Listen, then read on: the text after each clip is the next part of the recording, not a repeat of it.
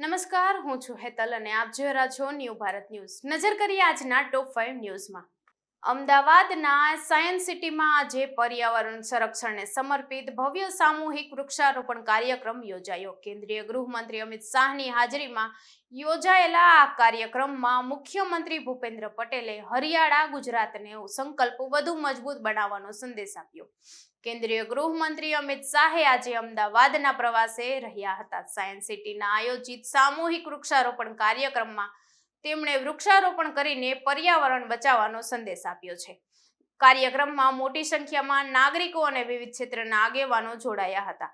આ પ્રસંગે મુખ્યમંત્રી ભૂપેન્દ્ર પટેલે જણાવ્યું કે વડાપ્રધાન નરેન્દ્ર મોદીએ વિકાસની સાથે પર્યાવરણના સંરક્ષણને પણ સમાન મહત્વ આપ્યું છે. તેમણે યાદ અપાવ્યું કે ગુજરાતના ક્લાઇમેટ ચેન્જ વિભાગના સ્થાપના પણ નરેન્દ્ર મોદીના મુખ્યમંત્રી કાર્યકાળ દરમિયાન કરવામાં આવી હતી. મુખ્યમંત્રીએ કહ્યું કે ગ્લોબલ વોર્મિંગ અને પર્યાવરણના પડકારો સામે લડવા માટે વૃક્ષારોપણ સૌથી અસરકારક ઉપાય છે. સરકારની સાથે જનભાગીદારી પણ એટલી જ જરૂરી છે જેટલી હરિયાળું અને સ્વચ્છ ગુજરાતનું સ્વપ્ન સાકાર થઈ શકે. સાયન્સ સિટી શરૂ થયેલા આ અભિયાન દ્વારા રાજ્યભરમાં વધુમાં વધુ વૃક્ષો વાવી પર્યાવરણ બચાવવાનો સંદેશ આપવામાં આવ્યો છે. ગીરના પ્રતિબંધિત વિસ્તારમાં ગેરકાયદેસર રીતે પ્રવેશ કરીને સિંહ દર્શનના વિડીયો બનાવી સોશિયલ મીડિયામાં વાયરલ કરનાર મામલે ગીર વન વિભાગે મોટી કાર્યવાહી કરી છે. ગીરના વન વિભાગે પ્રતિબંધિત વિસ્તારમાં ગેરકાયદેસર રીતે પ્રવેશ કરીને સિંહ દર્શન સોશિયલ મીડિયામાં વાયરલ કરનારા સામે મોટી કાર્યવાહી હાથ ધરી છે. વન વિભાગે 15 થી 20 દિવસ સુધી ચાલેલી ગુપ્ત તપાસ બાદ કુલ 8 શખ્સોને ઝડપી પાડ્યા છે. આ કાર્યવાહી ગીર વિસ્તારમાં ગેરકાયદેસર પ્રવૃત્તિઓને રોકવા માટે હાથ ધરવામાં આવી હોવાનું સામે આવ્યું છે. અધિકારીઓએ જણાવ્યું છે કે વન વિભાગના જણાવ્યા મુજબ આરોપીઓ પ્રતિબંધિત વિસ્તારમાં પ્રવેશ કરીને સિંહોનો વિડીયો બનાવતા હતા અને ત્યારબાદ તે વિડીયો સોશિયલ મીડિયામાં પ્લેટફોર્મ પર વાયરલ કરતા હતા.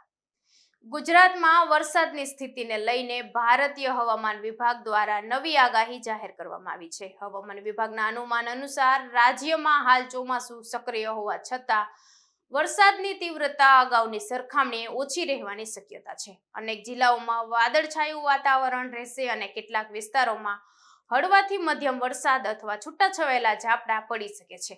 હવામાનના નિષ્ણાંતોના જણાવ્યા મુજબ હાલમાં રાજ્યમાં વ્યાપક ધોધમાર વરસાદની સંભાવના ઓછી છે. જોકે દક્ષિણ ગુજરાત, સૌરાષ્ટ્ર અને કચ્છના કેટલાક વિસ્તારોમાં સ્થાનિક પરિસ્થિતિને આધારે વરસાદી ઝાપટા પડી શકે છે.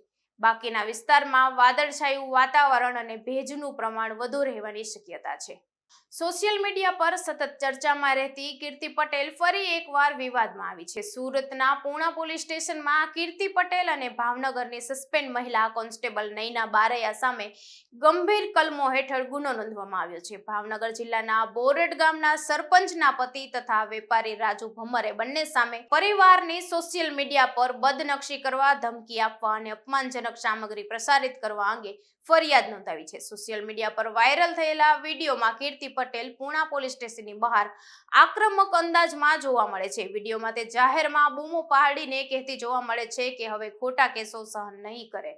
તેણે ફરિયાદી રાજુને ખુલ્લેઆમ પડકાર ફેંકતા કહ્યું હતું કે જો ફરિયાદ કરવી હોય તો પોલીસ સ્ટેશનની બહાર જ ઊભી છે અને સામે આવીને બતાવે. સાબરકાંઠા જિલ્લામાં શંકાસ્પદ ચાંદીપુરા વાયરસના કેસોને લઈને ચિંતા વધી રહી છે. જિલ્લામાં અત્યાર સુધી કુલ 9 શંકાસ્પદ કેસો નોંધાયા હોવાનું સામે આવ્યું છે. આ કેસોમાંથી 5 બાળકોના મોત થયા છે, જ્યારે 2 બાળકો હાલ સારવાર હેઠળ છે અને અન્ય 2 બાળકો સારવાર બાદ સંપૂર્ણ સ્વસ્થ હોવાનું જાણવામાં આવ્યું છે.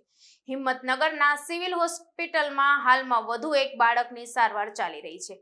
પ્રાપ્ત માહિતી મુજબ અરવલ્લી જિલ્લાના બાયડ તાલુકાના એક ગામના 3 વર્ષીય બાળકીમાં શંકાસ્પદ ચાંદીપુરા વાયરસ જેવા લક્ષણો જોવા મળી રહ્યા છે. બાદ તેને હિંમતનગર સિવિલ હોસ્પિટલમાં પીડિયાટ્રિક વિભાગમાં દાખલ કરવામાં આવી છે. બાળકીની તબિયત પર તબીબોની ટીમ સતત નજર રાખી રહી છે. હાલના ટોપ 5 ન્યૂઝમાં આટલું જ. વધુ સમાચાર માટે જોડાયેલા રહો ન્યૂ ભારત ન્યૂઝ સાથે. નમસ્કાર.